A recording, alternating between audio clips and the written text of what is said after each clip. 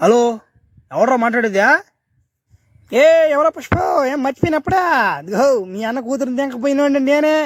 ఏమే ఎట్లుండవా? ఏమి 2 రోజులు అవుతున్నా కానీ కనుక్కులు అయిపోయినావా? నాకెంత కోపం రాదురా నాయన, నువ్వు చేసిన పనులేనియ్యా. ఆ రోజు పొద్దు నువ్వు కానీ నువ్వు ఈటీవీ న్యూస్లోకి పోయి వార్నింగ్ ఇచ్చే చూడు, గన్ను గుద్దలో పెడతానని. అడ్డలా మండిపోయింది నాకు. మీ మీ అమ్మాయిని మస్ట్నికి చిత్తగా నలిపెడతా ఎంగేనరా. ఏం చేస్తావు నువ్వా? బాబు అరగుండు, నీకు విషయం అర్థం కాల. ఆ ఎమ్మ గురించి ఇంకా నీకు అర్థం కాల. ఆ ఎమ్మ నువ్వు అమ్మి మీద చేయి కూడా వేయలేవని నాకు తెలుసు. కానీ ఎందుకంటే ఆ ఎమ్మి కరాటే నేర్చుకోండి. ఆ ఎమ్మి ఎమ్మడికి పోయి ఉంటే అట్ని గింజలలో దన్నేస్తా పిల్ల. ఓ అమ్మ, మా ఊర్లో నా 10 మందిని దన్నేసింది. ఈ పాటకు నీ సంవత్సరానికి పనికి రాకుండా చేసేస్తుంది ఆ ఎమ్మి. ఆ ఎమ్మి సంగతి నాకు చెప్తున్నావా?